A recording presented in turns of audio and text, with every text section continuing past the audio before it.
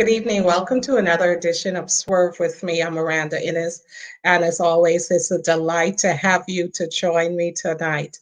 Tonight's show is going to be one filled with an amazing tale of someone who has overcome great challenges and who has turned his life around to make a positive and meaningful contribution to society. I want to introduce you to Delano Higgs, who is a not so young man anymore, but he has an amazing tale of how he's overcome challenges. The typical guest for Swerve, someone who has overcome challenges, who is not afraid to show their scars and to speak their truth.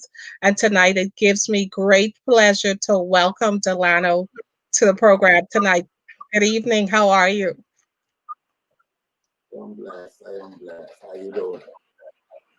I'm doing well tonight. Your story begins, unlike the typical story that we usually hear, and you've had to overcome an amazing challenge at a very young age. You were born crippled, and so that immediately placed you at a disadvantage, uh, at least physically, from other children your age. And I do know that you eventually began to wear braces and you started school at the age of 7. So I want to pick up the story from you as best as you can for your recollection. What was it like to be crippled and in school as a child? Left out, basically. Left out because I Your had to be sound, in. your audio sounds very low. So if you could speak up a little bit, I can hear you better. Okay, yes, I basically felt left out or basically more different because Hmm. I had to be lift from here to there or pushed, you know, which is called a push, you know, by my aunt, basically mostly to St. School. And You so know. in school, what was your interaction like with the other children? But basically, it was a norm of everybody. It was like the spotlight. Hmm. I was like, being looked at or laughed at, you know, and I was like locking, caving, didn't want to mix. But it So was a you felt like an outsider. yes, yes, yes. When you went into primary school day to day, did you have friends? Did they pick on you every day? What was going on in a average day for you? I was saying primary school was basic because I used to be in the class. I never used to come out. I will go in class, and when I come out was when my aunt come to pick me up. And then basically I will go to school with her. Hmm. And I was Hmm. sitting in school with her, Now, you know.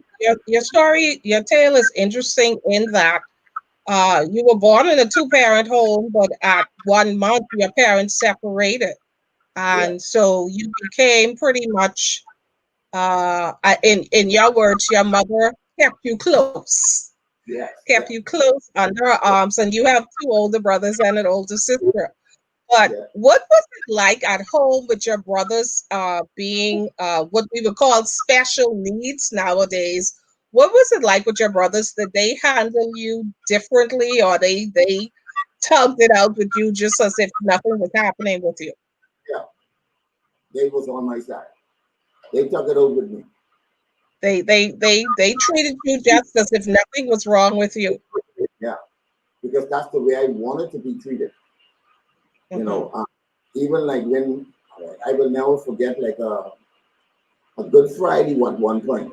Everybody in the road playing rounders, and I is in the back of the yard, and I was trying to get to the road where everybody was playing, and I can't remember exactly whether it was Pete or Simon.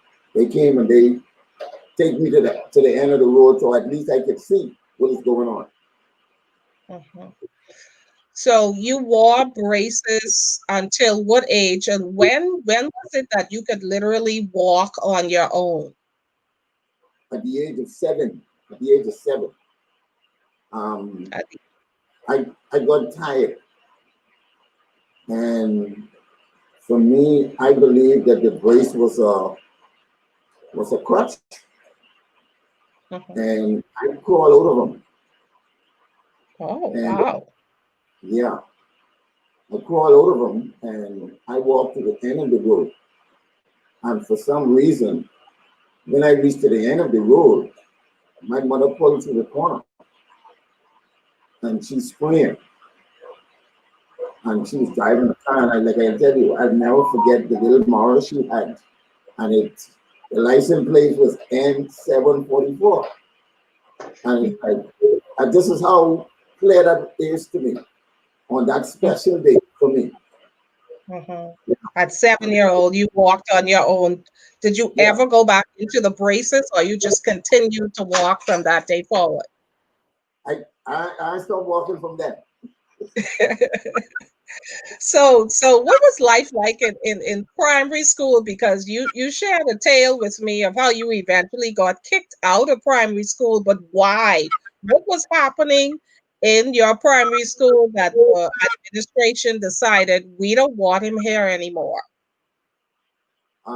Basically, I was just I. It was like a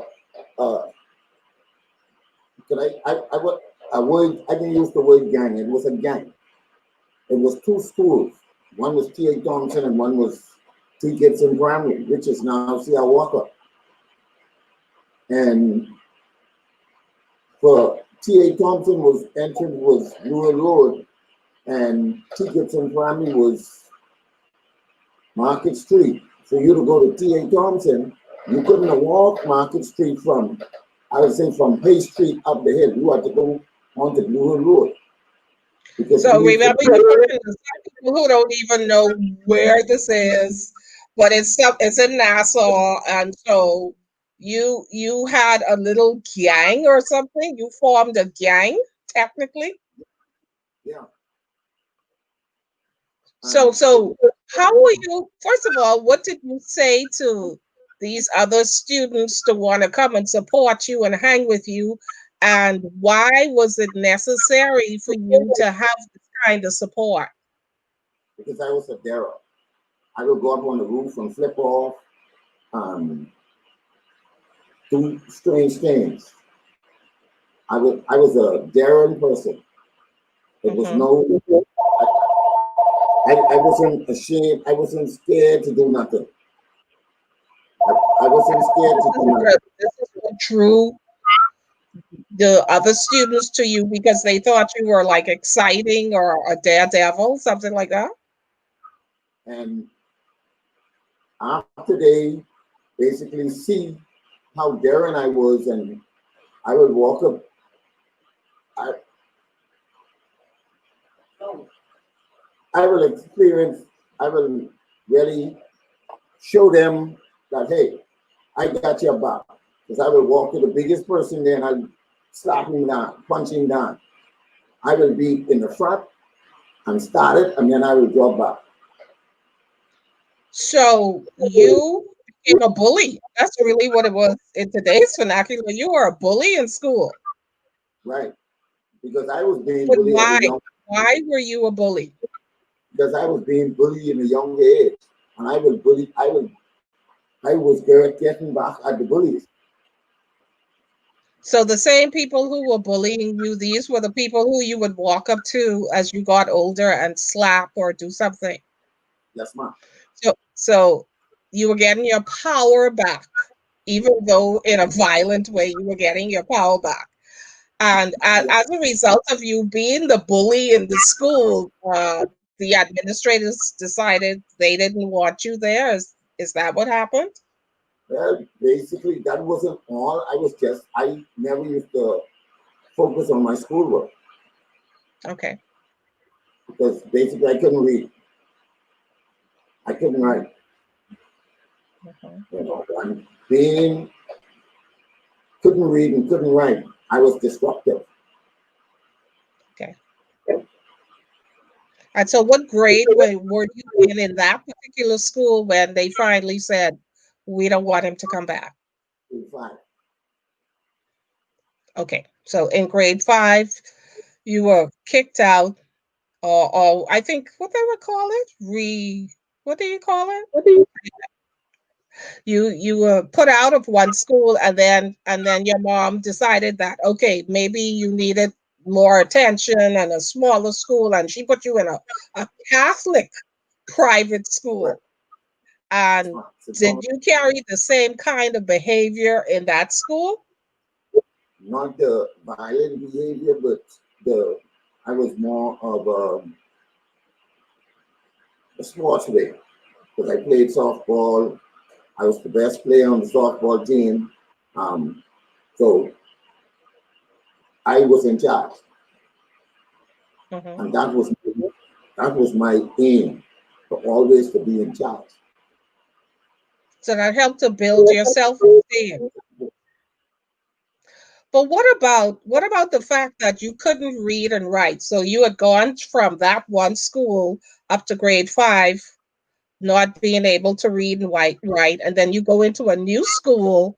And what was different there? And did you learn how to read and write there? But I didn't really learn how to read and write there. No, it was on Miss Miller in St. Thomas More. She paid more attention to me than any other in grade 6 at St. Thomas More. And for me to do something, it will have to be in a book. And she will write it out and I will basically answer. That's how she did it with me. Mhm. So was this the first teacher that really took the time to work with you individually? Yes, ma'am. I never wanted nobody to get close to me. Okay. All right. Because you always felt like you needed to be on guard or somebody was out to get you. Yeah, yeah, basically. Okay. And that was because why? Why did you feel that way? Because of the way I born, that's one. And when the only person I really used to trust in those days was my aunt, to be honest. So I when mean, out of home, out of your because she was family members, you really right, trusted your aunt, not out of my family members. When when I go to school, the only person I'm thinking about is waiting for her to come for me. aunt. It's So you were easy to distracted in school. You were distracted a lot. yes, basically.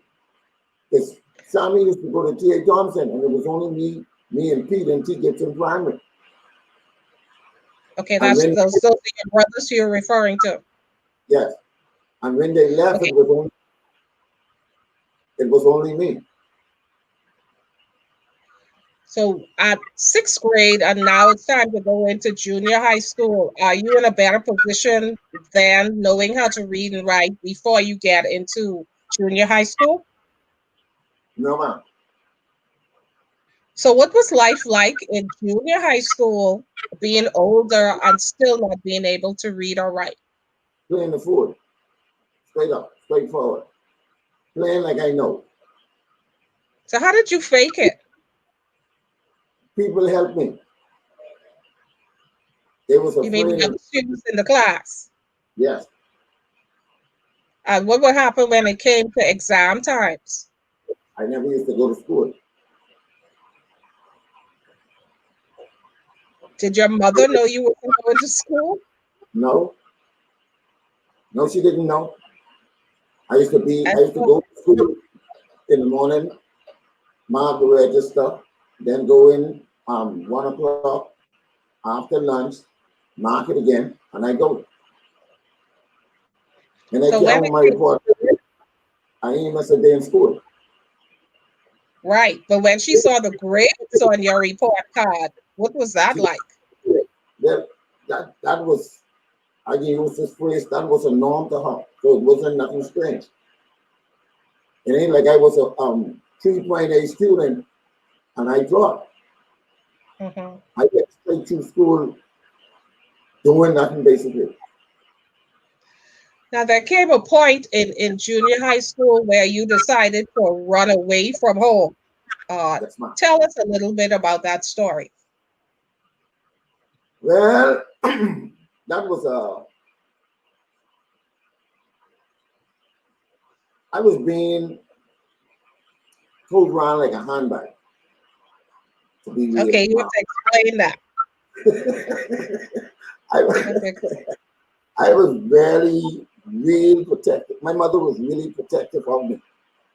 She Okay, didn't, she was more or less like, I will use this phrase, she was of me being fragile. okay, and I, that's because obviously your previous illness. yes. Okay, And she used to you talk, moving out of the shot as you continue to move. You moving out of the shot. So you need to come over a little bit more. Yeah. yeah, yeah, yeah, she used to talk, carry me around with her everywhere she go. Everywhere she go. She used to carry me around with her. And for you, And that was a bad thing. yeah, because I would be playing basketball on the court, and the fellas that I'm playing basketball with, they was living. They would see the car coming on the yard, and they would say, "Boy, now she coming." And I Mhm. would say, "Please don't stop. Please don't stop." And here it is. She can stop. So she And was disrupting your social life. right, Okay. you know, and it got a toll on me. And even apart from that, it was like she wasn't the type of parent that will come home and basically ask how was your day or how was school. She would walk in the house, why these dishes ain't clean? Um, why your bed ain't make up? You know, and hey, hold on, man. You really asked me how my day was, you know? And then Mhm. when night come, I come in the room with me. Come sleep with me. When I say sleep with me, I would sleep on the floor and she would sleep, but she want me close up. Sure. Okay, because you are a baby. Yeah, right. You were her baby. So, Yeah, so because you felt like she was trying to keep you too close and secluded and everything, you decided you were going to leave home.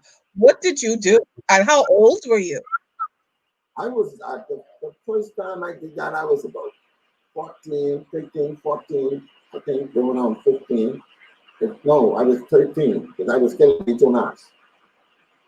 I was still in H.O.N.A.S.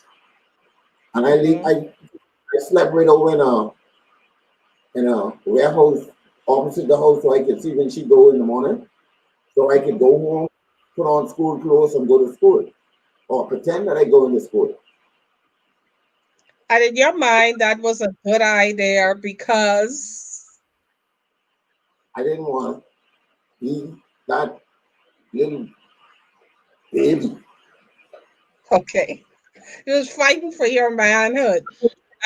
Yeah. So you stayed in you stayed in this warehouse. Like, how long did you continue to sleep when you could have a bedroom at home to sleep in, a bed? You were sleeping in this warehouse. Or was it comfortable? And how long did you do that? It was comfortable because there was mattress in there. It It was was a there was a mattress ware- company or something. no, it was a warehouse, a mattress warehouse. Warehouse. Okay. Yeah. It went on for about 2, 3 weeks. Hmm. And I Two or felt three. that, yeah, I feel that she knew where I was. Why? How would you? Why would you think she knew where you were? Because my brothers knew. So you don't think if she knew where you were, she was going to come and get you? She knew I was coming home. See, that's how it was for me. I knew she knew that I was safe. She knew I wasn't in no problem because she didn't report me nothing. Okay. Okay. And me as the mischievous child, I took advantage of it.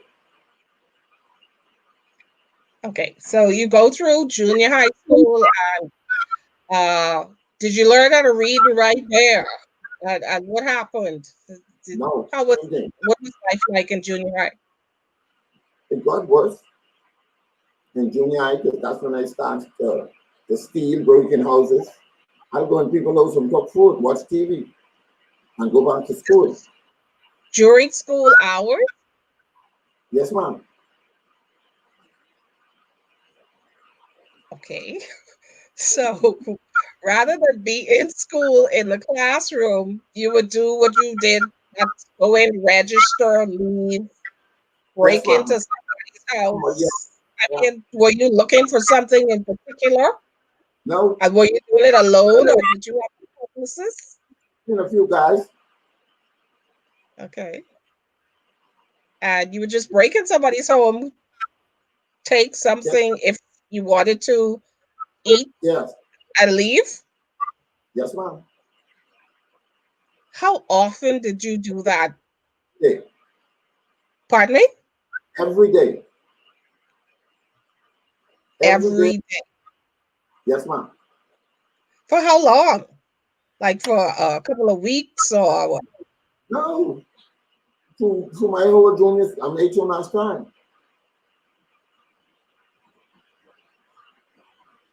You're talking Yes, about years in junior high. yes, ma'am. So your grades were pretty much the same. Yes, ma'am. And They then get you worse. move on to senior high school. Yes, ma'am. Did the same And friends follow you to senior high school? people come. Yes, ma'am. And was that any different, or you pretty much did the same thing there? The, s- the same thing. And even when I was there, it got worse because I was fighting every day. Did you know why you were so angry? Um, I found out in year 2020 why I was. You just found out why My you were friend so was, angry. yes, ma'am. Okay, so It was, share that it, with us. it was in 2020. I found out I Mhm. was angry. If you would notice, my name is Joel Delano Higgs. Okay, And much people know me as Joel. I just started using the yeah, name Joel in 2000. I didn't know it either. Okay, I Yeah, thought your that's name my was father. Delano. I started to ask you who's Joel when I saw that name, but what is the significance of that? That's my father's name. Okay, okay. And I never used So it so you were because, angry because your father wasn't in the home? yes, and I had the impression that he left us because I born crippled because he left right after I born. Hmm. Okay, okay. So how did you find out? Did you have a talk with him about like how did you come to this conclusion and all of this stuff? What happened? I had a conversation with him, I think that was 3 years ago or 4 years ago. We had a funeral in the family and we had a discussion. And he was telling me something about somebody else. And I said, hey, um, I was like that too. And he said, what? I say, so you don't even remember me wearing brace? He said, no. I He said, you didn't don't know. remember that you wore braces. He didn't even know I born corporate. Let me say it like Hmm. that. And that's my daddy. Hmm. He didn't know I born corporate. He didn't know that I wear braces. That's what he tell me. And that's what 3, 4 years ago we was there. a family member funeral, sitting up, and we had the conversation. So did you ask him, did he leave because you were crippled Miranda, or handicapped, as they say nowadays? Miranda, he didn't know I was crippled. So that closed the subject right there. In my mind, he left because. So I had no reason to further the conversation because my whole belief was that he left because I was crippled, but it wasn't the case. So I was walking around with this issue, what wasn't even in a reality. It was only in my head. So what So freed you? How did you come to the conclusion that if you didn't talk to him about it, how did you come to that conclusion that it wasn't because of him? because he didn't remember me being crippled. So being crippled, that was not the reason. Hmm. So You at the understand? moment he said that to you, at the moment he said that to you, how did you feel? I was relieved that I was not the issue. Hmm. So I Okay, am saying wow, okay. that I was walking around with something that was not real. If I had And that happens asked to the a lot question, of people.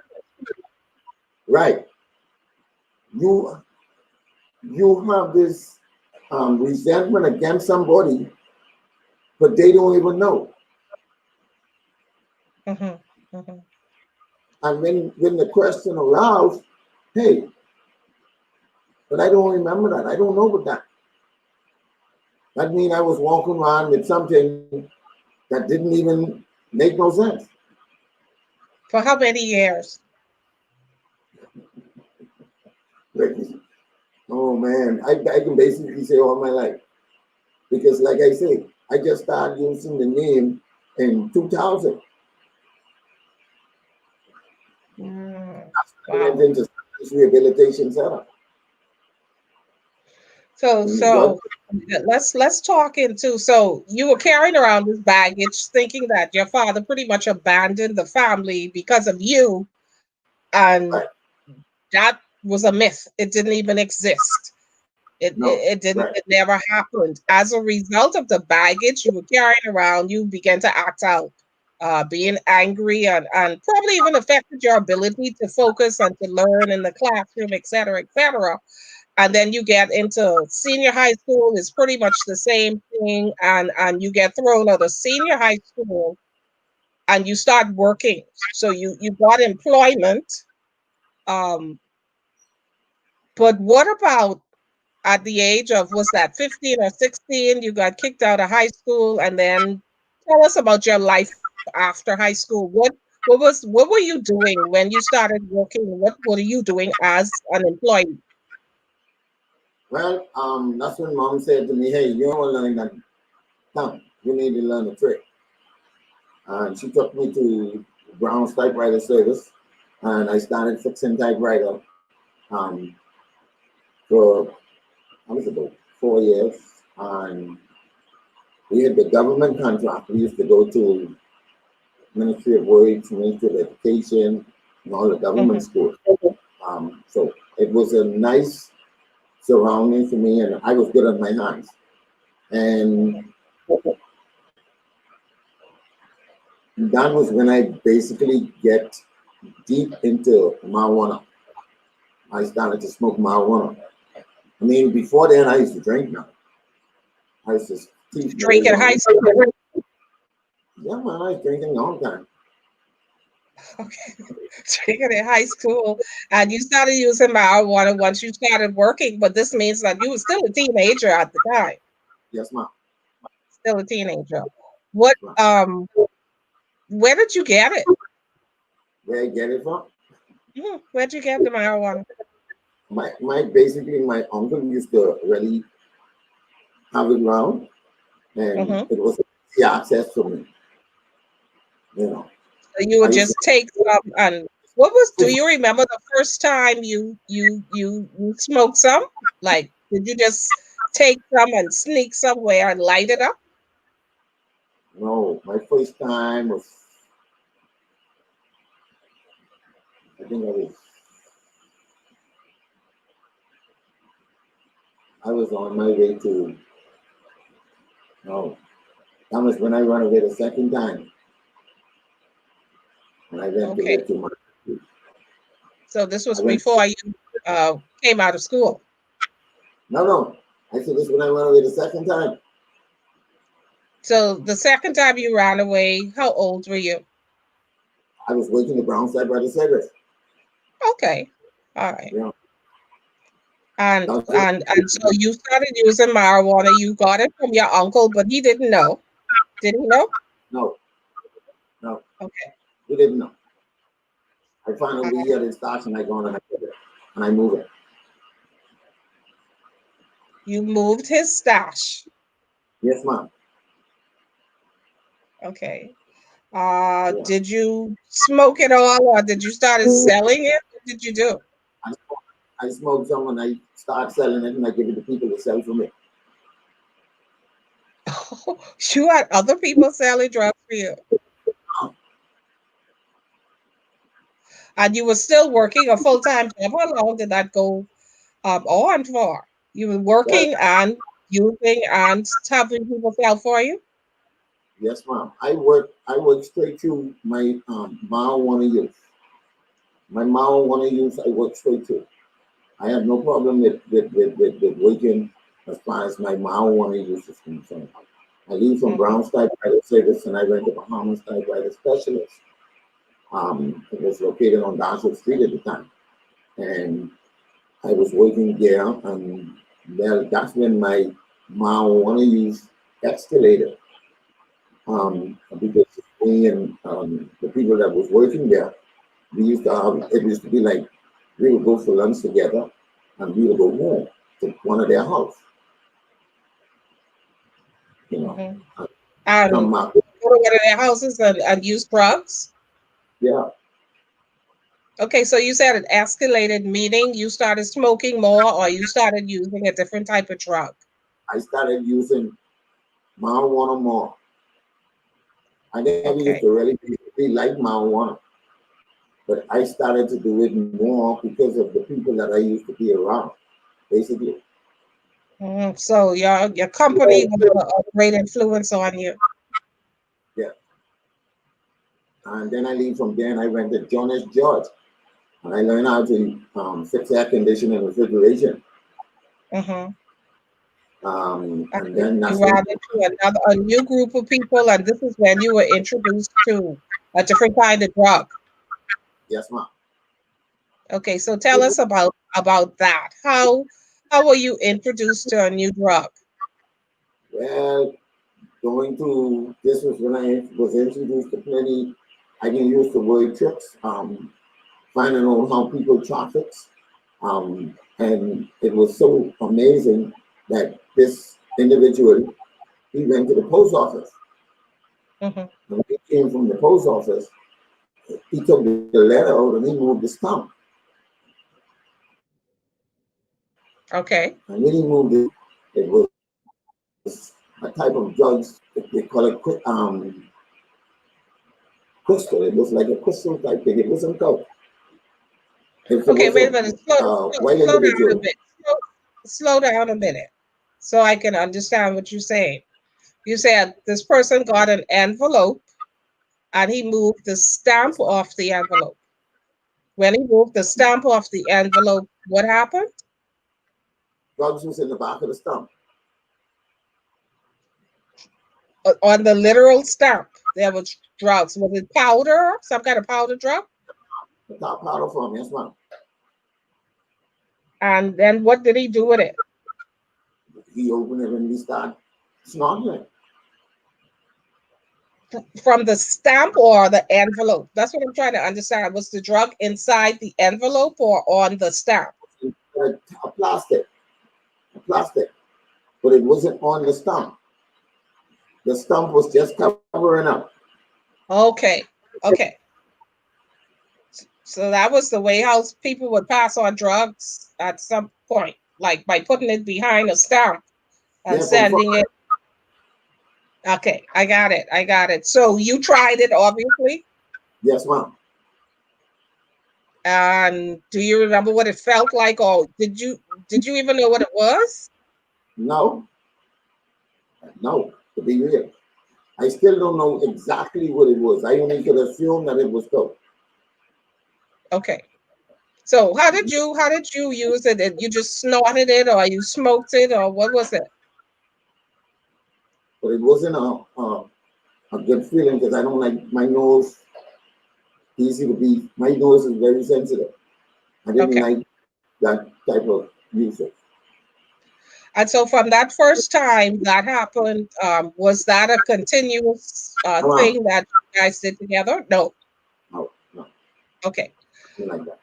So you didn't like that, and eventually you left Jonas George, And and you started using cocaine for real. How did you start using? Well, smoking it.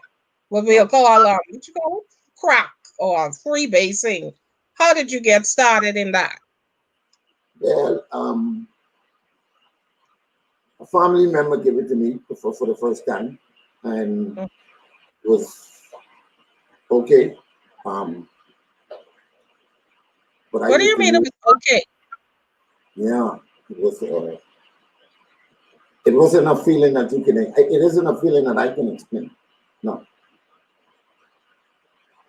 Did it make you feel like amazing. drowsy, dizzy? No, no. I always want to go. I'm ready to go. So it gave you a lot of energy. Yeah, to get Okay. more, to find more.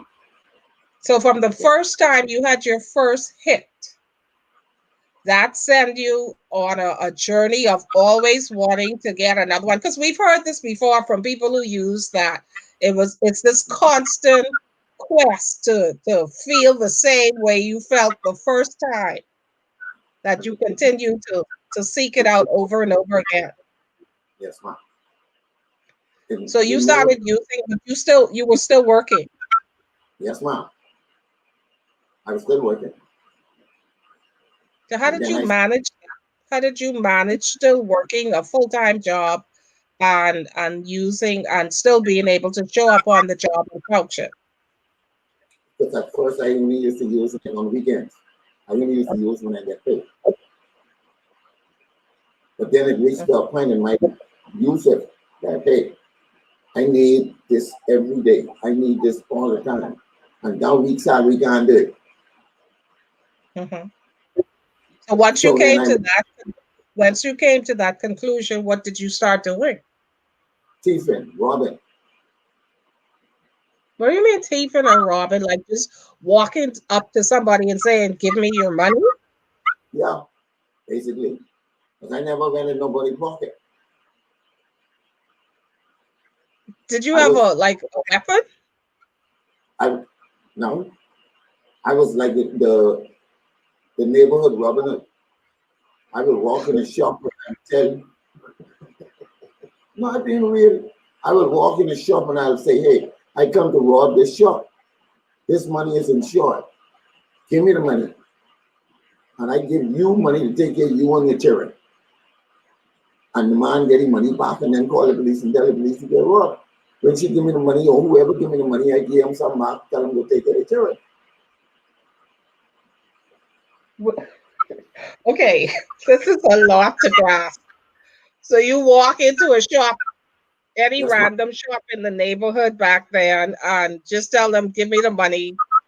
Yeah. You have no weapon. You said you They never don't had a weapon, and you just tell the clerk, "Give me the money," and they just gave it to you, and yeah. you gave them some back. Come back here, tell them to feed it, take care of your children. Hmm. Okay. How long did you continue to do stuff like that? Or I should say, how often did you do something like that? I did that. I did that for quite some time because I started using, my first use was in 1979. And I went to jail. I got caught on Christmas 1986. How I did went you to get jail. how did you get caught? What were you doing? I was sleeping, but I had been up for basically 2, 3 weeks on the run because Oh, they so were. you knew the police was looking for you? Yes, ma'am. I've been on the Uh, run for quite some time. And why? What were they looking for you because of the robberies? Yes, ma'am. Okay. So you were asleep and somebody woke you up, or what happened? The police wake me up. So what was that like? Wow. Everything shut down on me. It was like, what to do now? What can happen now? Um, does I have any friends? So were you really surprised that you got caught? Yes. Because you Because thought you could really continue to do that and be fine. not yeah. I was they wasn't supposed to know, but I was pimped off. Okay. So that So, was so in my mind. Who pimped me off? That's the only thing I was worrying about. oh, you wasn't worried about the fact that you was about to get charged for No, robbing people. You were no, worried, concerned about who pimped you off. right. So, what were you charged with? 31 counts of armed robbery. 31 counts of Yes, armed ma'am. robbery. Yes, ma'am. Wow. And When I went 27 and lose 3. And the only reason I lose those 3 is because they railroad me. Mario Deceive railroad me. He give don't me call so wait a minute, slow down. Don't go so fast through the story. You so you go to court, you get charged with 31 counts, but 27 of the 31 counts get thrown out yes, ma'am. because they couldn't prove it. No, ma'am. Okay. And then you get convicted on Yes, ma'am. 3 counts. Yes, ma'am. But you say they railroaded you. Yes, ma'am. Explain that. It was 3 different individuals and they gave me 12 jury. I was supposed to have 36 jury. Okay, wait, slow down. So you're saying there was 3 different charges, Yes, ma'am. and instead of them trying each charge separately, They put the 2 they together. tried the 3 of them together, Yes, ma'am. and you only had one jury. Yes, ma'am. Okay, I understand. So the one jury decided that you were guilty on all the counts. Yes, ma'am. And how much time did you get sentenced for? Well, they gave me 30 years, 10 years on each. 30 years. Yes, ma'am. Wow. Okay. So let's talk about that. You started in court and you had this ruling come down. Do you remember how you felt? The world, I tell the judge, I tell the judge, I say, your honor, the world will be to an end and time as I come out. And he look at me and say, he don't care because I was a menace to society. Wow. So you get sentenced to 30 years and you start the sentence, but you decided to, did you have a lawyer? No, ma'am. Okay. So you didn't have a lawyer. You get sentenced to 30 years on these 3 counts of, was it armed robbery? Yes, ma'am. Uh, uh, wow. And so what do? You decide that this isn't fair. I'm going to fight back. Yes, Uh, I have to fight back. and so what did you do? Like, what did you do to fight back? I gone and I appeal it. And that was when my mother got a lawyer. And when I reached the court too for the appeal, and I did then write out what I had to deal with, how I had to deal with it. And he tell my mother and tell me, hey, you got this man, go and go on. And I went and called and present my case. And the same thing I tell So you just wait, now. wait, wait. how long had you been in prison before the appeal came up? I went to my appeal in 1989. So that's 86, 87, 88, 88, 3 years. Okay. And so you said I noticed you said you wrote. So in those 3 years you learned how to write? No, people write for me. Okay. Okay. So somebody wrote what you should say in court. Is that what No, you're saying? no. Somebody in prison, a prisoner. Right. Mm-hmm. They wrote a set of things that I must present to court. Yeah. Okay. So you had an in-house, an official lawyer who helped you put your case together. Yes, ma'am. Okay. So you go to the appeal and the lawyer tells you, like, you don't really need me, you got this? Yeah. Wow. And so Yeah, you yeah. present your case, Yes, ma'am. and what happens? They drop it to just 10 years because I only So had that 10 meant, years. so I you had only had, already served 3 years. but because I've served 3 years, it was put to the 10 years is 6 and 8. I don't understand what you mean by that. In prison is Mm-hmm. 6 years and 8 months. 1 year is Oh, so it's not technically 10 10, years as we know it. right. Every So you year is ended 8, up serving 6 years and 8 months. right. Okay. So when they reverse those that sentence in that moment, what were you thinking? How were you feeling? Real talk, I Mm-hmm. wanted I wanted that lawyer to give my mommy back her money. Right. That's the only thing I think about. I had Okay. no one in jail. My mind was free from jail. Mm-hmm. How did you spend your time in jail while you were there? What were you doing? My body was in jail, but my mind wasn't. After I started to read, my first thing I read was the Bible. So you taught yourself how to read while you were in prison. Yes, ma'am. From the Bible. Mm-hmm. You taught And I yourself read, how to write as well.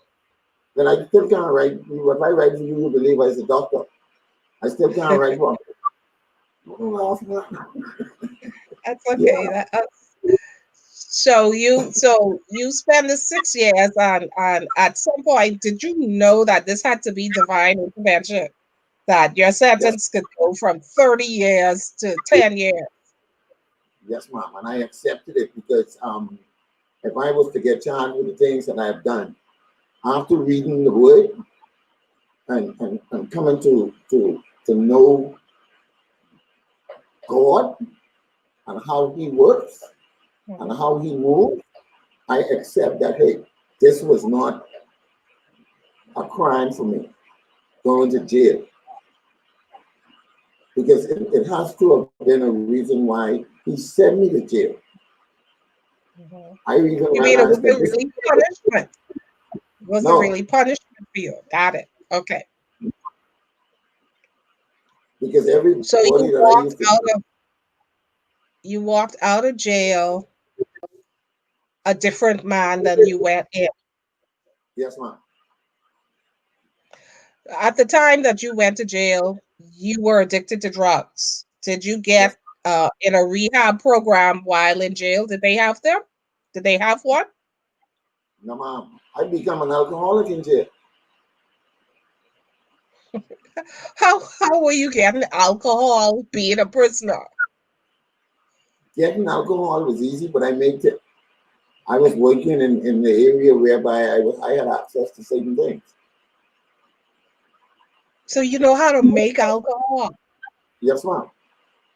Wow. This is enlightening. So people in prison, They make moonshine. somebody showed you, obviously taught you how to make the alcohol.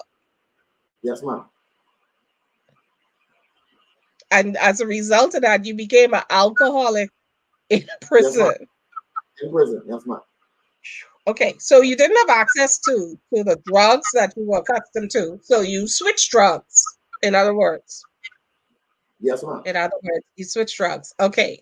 I haven't even gone to the comments because I'm just so fascinated by your story. I just want to keep going on and on and on. But I'll get to the comments, guys. And so you said you became an alcoholic in prison, Yes, but ma'am. you get released. So what I want to know is, well, the day you get released, what is the first thing you do, and where's the first place you go? Up to the bar room. I was an alcoholic. Okay, so you went to celebrate. Yes, ma'am. All right. And And then did you start to think about, okay, now what am I going to do with my life, or how's my life going to be different now as a result of this experience? when I first came out of prison, to be honest with you, I had two things on my mind, and I went and I did that. Um, get my mommy money back from the lawyer, Mm-hmm. and I see this is the way I was. Yes, Mm-hmm. I went to him and I told him he has to give my mommy back the money. Wow. You know, and time moved on, and I came out in the 22nd of October, 1995, and I started working. I think I went on Exuma. I'm not sure. Yeah, I think I went on Exuma. I went on Exuma. I went on Baritari, and I worked for a couple of times, couple of weeks, couple of months. Mm-hmm. Um, and I went into to being in charge of Mushiki as the landscaper. I used to do the landscaping at Mushiki. And I ended up running into drugs again, cocaine, um, and I started to use again.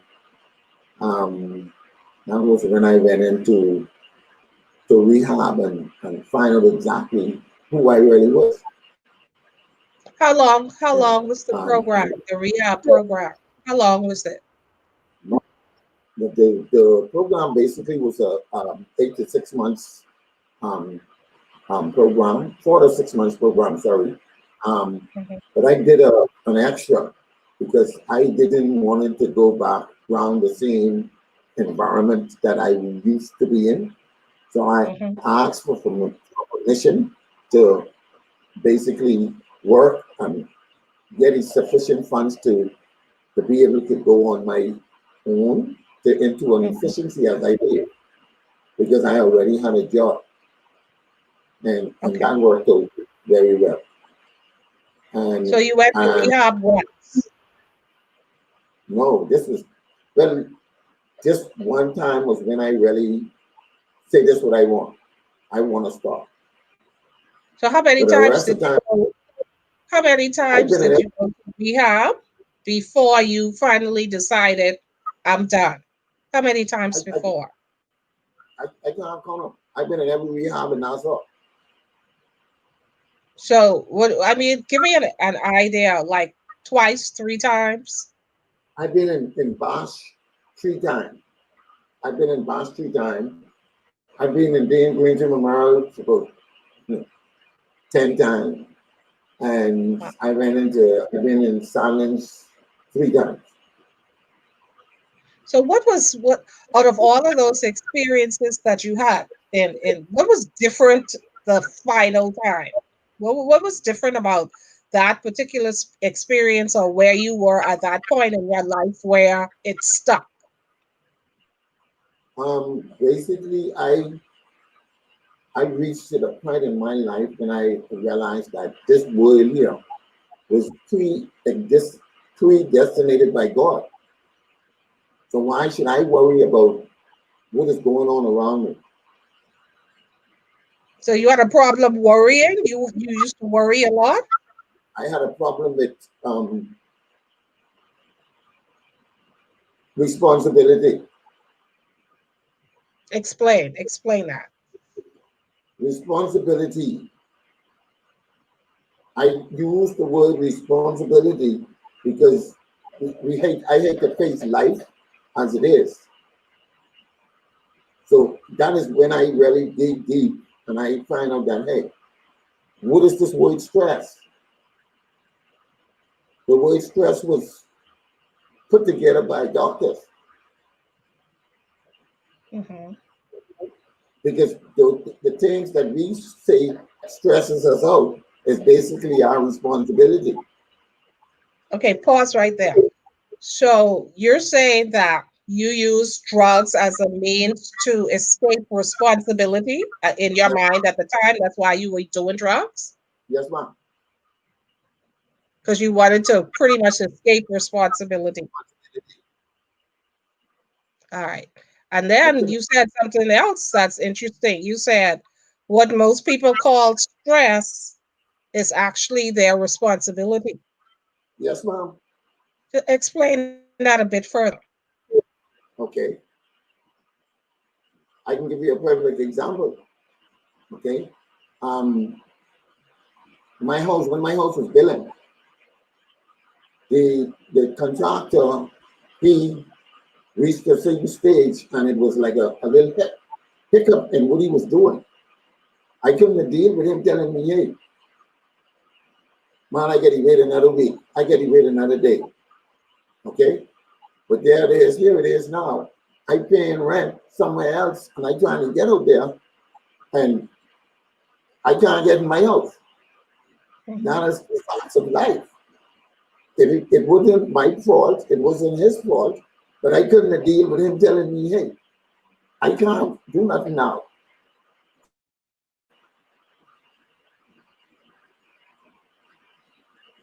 You understand what I'm saying to you? I will ask the question, hey, name me three things that you say will stress you out. All these children part. Hey, they your children, they your children. Mhm. All this is stressing me out. Turn the light off. Stop using the people light. All of these things are our responsibility. But we, as human and as flesh, choose to call it stress. We put that on ourselves. So when I realized that, I stopped even using the word stress. I deal Okay. with my I deal with my responsibility as it comes, and I accept it. So rather than say your bills are stressful or they causing you stress, you come from the perspective that these bills are my responsibility, so I have to take care of it. To try and pay it. Okay. And so when you came to that realization and you went to rehab that last time, you began to accept that the things that you thought was stressing you out are actually your responsibility. Yes, ma'am. Because there's some things I cannot change, and God give me the Mhm. courage to change the things that I can, and He give me the wisdom to accept it. So as That's long as how I it live my life, gravity grabbing me. yes, ma'am, and as Hmm. long as I live my life that way, if I run into a situation, I don't dwell on the situation. I dwell on the solution. Hmm. Because if you bury yourself in the situation, that's where you will stay. Hmm. So So, in other words, let's you change your perspective. You change your yes, ma'am. perspective, Yes, ma'am. and it worked out for you. So you Yes, get out of a rehab, and you starting life anew now with a different perspective, and you're working, and things are going well, and then you meet a woman who you decide she's the one. I'm going to marry her. the love Let's of my let's talk life. a little bit about finally coming to the place. because that's a major move as a single man most of your life to decide, okay, I'm gonna marry this woman. So let's talk a little bit about how your wife coming into your life helped to solidify who you were or change your life. Let's talk a little bit about her. Let's brag on her tonight. So talk about your wife. The right of my wife. My Yeah. wife, my wife showed me what I wanted to do. Um, the the female I wanted in my life, she come. The woman I asked for was given to me. Mhm. And Um, who did you ask for? Tell us about some of the characteristics or attributes of this woman. Tell us who you asked for, because you might so be helping somebody. I asked for a lady to show me the love. And Mhm. this might sound a little crazy, but I married my mother. Okay. My That wife really don't is sound my mother. crazy. Don't sound crazy. Yeah, Now, she reminded you of your mother because, overprotective. okay, She want, yeah. She don't want to do nothing without me. Ain't nothing she does by herself. but you didn't appreciate it as a child, but as a man, I you get to appreciate under, it now. I get to understand it and accept it Mhm. because it is basically only for my good. Yeah. So, what I kind don't of build life? Pardon me? I don't build my house after that. Hmm. Once you see, once I knock off, I come home. Unless I doing the Lord work. That's because you're happy to come home because you have this woman that loves you unconditionally. No, Awesome, thank you. awesomeness. I know I come Awesome. to someone who love me. That My sounds great. That's my what I children, believe us as human beings live for. That person who loves us unconditionally and would be there for us and be a support for us. So you found your good thing. You found your good thing, and you began to build a life together with her. And then your yes, ma'am. story takes another turn because you told me that um, in your capacity, you work for urban renewal, but you work around a lot of young people all the time. Yes, ma'am. And you had Yes, an ma'am. opportunity to reach out and assist a lot of them along the way, which brings me to this outreach ministry that you and your wife pretty much formed: No Child Hungry or Homeless. Yes, Tell ma'am. us a little bit about why you started that outreach. The majority of it started basically. I was the president of the Centerville Primary School Parents Association. The PTA board, the president of the PTA board. And I basically used to communicate with most kids because my wife basically was a lunch vendor. And at one point, a young individual, he came and he used to buy 2 or 3 plates of food. And I used to watch him. But before that, while he's doing that too, I used to drive the bus for the urban renewal bank. Hmm. And it was basically a more connection, getting to know people. And the majority of these children, their parents was not parents, they was providers. They only Hmm. provide for their kids, but not, they was not parenting to their kids. So Okay. me as an individual that observed this, I say, hey, hold on, this is what needs to be done. And these kids, every kid around there call me pops, dads. They don't call me nothing else. And me and my wife, we end up starting this program of No Child Hungry or Homeless. And every morning I will cook breakfast and I will drop it to 3 schools: T.G. Glover, Stephen Dillett, and Centerville Primary School, 50 in each school. Just as a private citizen, not on a government contract or anything. No, man, that made my wife ministry. Mm-hmm. And I got help from my church and some people in the church and some other organizations. Mm-hmm. And we did that from 2000, I think, 17, 2016, 2017, and up until when school closed. But I still now does care packages for kids. I just the other day, they computers to give to two kids that doesn't have a tablet to do their schoolwork. So we doing this, and plenty of us is looking at our kids, and we don't see the care, the love. We feel like if we buy them a cell phone, buy them the Nike tennis, buy them the polo this, buy them the polo that, that's cool. It's not. You need to be there. We need to be there.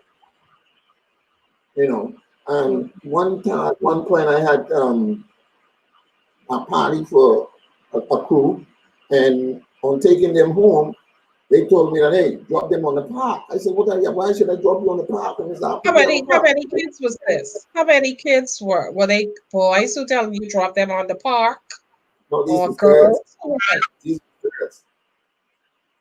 These was girls. 14, 13, 14, and 15. They And was girls. instead of you taking them home, they were asking you to To drop drop them them. on a park. At what time of the day was this? It's after 12 midnight. Okay. Well, I ain't do that. I said, well, Of I course won't not. carry you home. They Hmm. said, no. I said, okay then.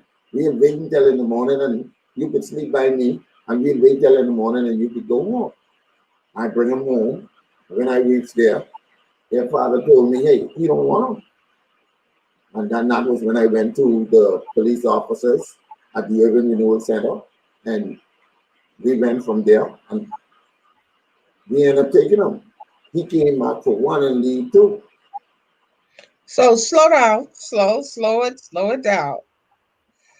The girls decided they didn't want to go home for some reason. So what was that conversation like with your wife when you said, honey, I'm coming home with 3 girls tonight because they don't want to go home? What was that conversation like? No, she was with me. Oh, okay. Okay, she was with you. All right. Yeah, And I the went to- reason, so why didn't the father want his girls in the house? I, I have no reason. All he said is he tired of them. See, we used to have a days to be the band practice. I could assure you on that. But after band practice, I don't know what happened. Mm-hmm. Yes, I could say we sometimes we just have some late practices. But hey, they be in the band, you know. But he just said, hey, he don't want them. And the girl saying, hey, I ain't gonna stay in no house. So you and your wife took these 3 girls in. Yes, ma'am. Wow. What an amazing act of love. An amazing act of love. And so they stayed with you for the rest of their high school career? Yes, ma'am. One was at And one point in school, and when she reached here, and I make sure she went to school from 6 o'clock and get access studies, so she'll be able to graduate. And she graduated, um, completed school, and I make sure that she went to college and see that she get a degree. She has a degree in accounting, and she's doing well. The other, that she is finished. incredible. Yes, ma'am. She has finished school too, and she moved on. That's real love in demonstration. I'm in awe. I'm in awe at what you and your wife have been able to achieve. And so as a result of you taking in those girls, this ministry, this outreach is birthed, and you continue to Yes, ma'am. feed children and to take in whoever needs assistance whenever you can. Yes, ma'am. And it can't stop. I can't wait for school over. You look forward to doing it every day. Now, I see one, I even know, Mr. Higgs, you still cook that good food? Children just be looking forward for it. And you look forward to doing it as well. Yeah. Yes, ma'am. That's absolutely amazing. What's next for you? Because this has been such an incredible journey of your life, and to see how you have turned things around and the impact that you're having on children's lives and displaced and uh, children day to day. What's next for you? What's your real Um, desire? my real desire, my Mhm, real desire is to get a house. And I was asking for this house when I first started out. To be able for me and my wife to have a, a house, to be able to pick people up off the street, when on the street dirty and need food to eat, make sure mhm, they sleep in a nice warm bed and have no control over their life. Make sure they clean, bathe, shower, and like what is it called them house in the state where you come like a in the halfway house, evening. a halfway house. No, I mean no halfway house. A house No, where you go and put children, people to sleep, and when they then sleep, they can go with their bed when they wake up. They just have somewhere to eat, somewhere to sleep. a shelter. Right. If Hmm. we we see these people on the streets, we don't know their condition and we don't know their position. Because the other day I spoke to a young lady, many people I believe she is a man, but she is not in the group. And me and her had a sensible conversation. And every other day we have to give her clothes to put on because she half naked. Mm. You see a lot of that in your movements around as a bus driver. Right. And if you go in 20 people's house, you reach in the room and you can still see the sky. Mm. Wow. Living in a The need is great. The need is great. house. And so But you want to my be able to provide a place for these people to come. yes, ma'am. And I've been That, asking for that for a little while. God ain't blessed me with it yet. But he but can it's going bless to me with it. happen. I didn't see it. Yes, ma'am. I'm Um, agreeing with you. I believe it's going to happen because you have the passion and the heart to yes, make ma'am. it happen. So Yeah. let me just pause for a moment and go to some of the comments. Y'all excuse me. My glasses. Okay.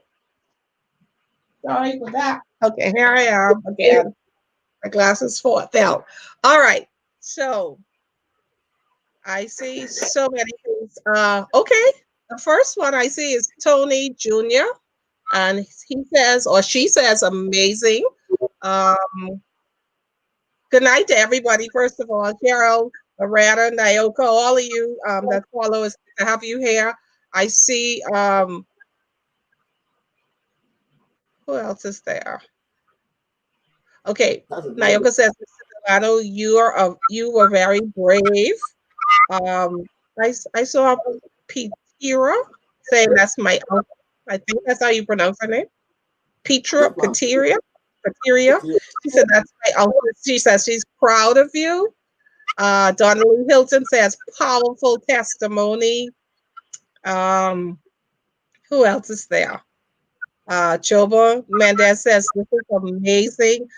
Your story is so impactful, and I've just been so drawn into the story because it is an amazing testimony of what God can do in a life of someone who simply surrenders and Yes, decides that no matter, and it's an example for all of us that we can do more. We can do more regardless to how much we think we're doing. We can do more because there's always the poor, the scripture says, are always among us. So there's always a reason that we can reach out, we can touch somebody and have an impact in somebody's life. And you and your wife certainly are a stunning example of people who have put their hands into their own pockets and move around quietly among us. You're like angels among us, unsung heroes that your name may never be called, publicly on a big platform anywhere, and nobody may never give you a plaque, publicly, but the work that you're doing, the I work am a that you human. have done, and the work that you continue to do. Pardon me? I am a humanitarian. Yeah, yeah, it shows. Your work speaks for you, and that is obvious. The work that you're doing, you could never be paid for. It, you can never be replaced.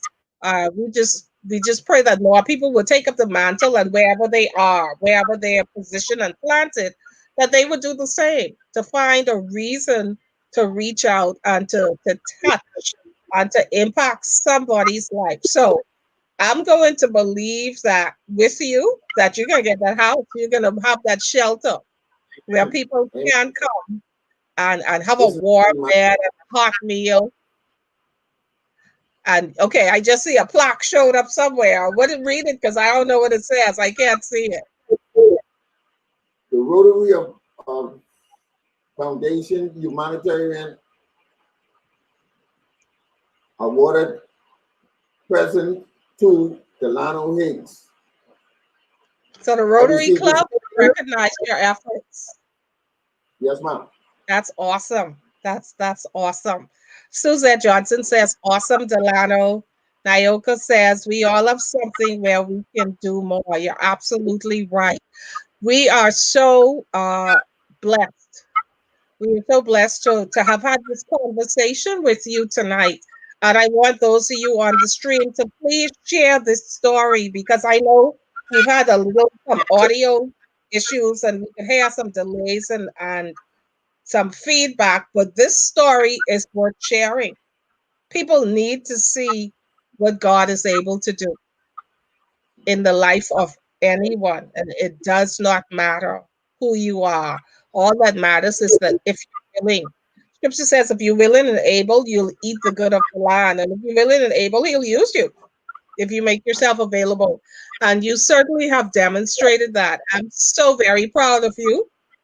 I'm happy that you decided to swerve with me and share your Um, story with us tonight. but, So I see some, so, I can't see all. Oh, okay. Yeah. So somebody I, says 16 times. I don't understand what that means. my Um, daughter, man, she was answering oh, all the time. I did. Yeah, oh, 16 times in rehab. Okay. Myrna Victoria says an amazing story. And Naoka says that you are so strong, but we're proud of you. Clearly, we are just proud of what you've done with your life, and what you continue to do, and the impact that you're having on the lives of those children that you are around on a day-to-day basis. And so I just once again want to say thank you. Thank you for spending this time with us. And I want to invite, oh, I have some good news. I have some good news. Thank you, Delano. I have some good news. I'm taking you on the shot for a minute. And I have some great news, y'all. So I got to tell you what's happening.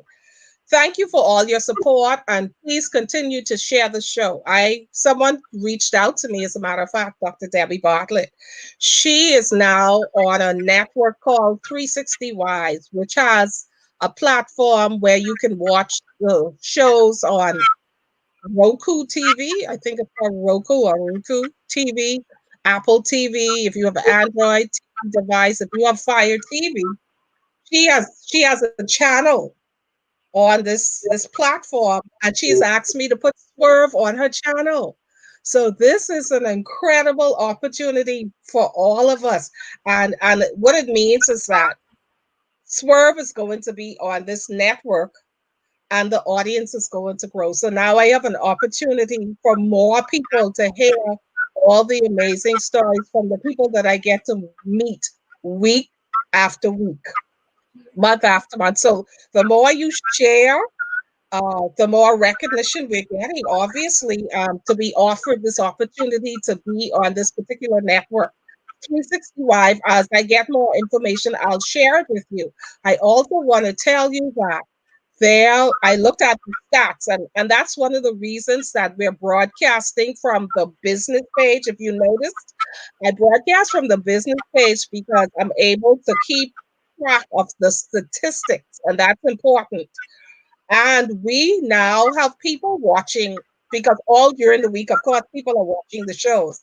And so that's why we're not even caught up with the numbers so much on Sunday night, even though we want you to like and share. But people from 30 different countries. And the next time I come, I'll name some of the countries. People from 30 different countries have been watching the show. And we've been averaging 5,000 views per month. Per month. So that means all during the week, people are watching the shows and sharing them, and the numbers are growing. And this is after only being on for 3 months for our first season. So I expect, as my pastor, Bishop Neil Ellis, always says, anything connected to God is constantly growing, and anything constantly growing is constantly changing. So, in our second season now, we have this opportunity to expand our market and to reach more people. And I have all of you out there to thank for this. Those of you who have watched Sunday after Sunday, all of you guests who continue to swerve with me each week. So, continue to talk about the show, continue to share it with others because we are going to touch people in regions that we may never get to physically.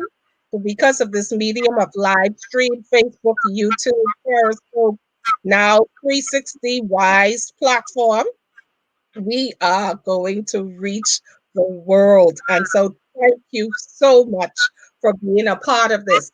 And so I'll see you again next week with another amazing story of someone who is not afraid to show their scars and speak their truth. And remember, February is relationship month. So we have an amazing lineup in store for you. And so once again, I want to say thank you. Thank you, Delano, for spending the last hour and some with me. Until next time, I'll see all of you next week. Bye bye. All Good night. right.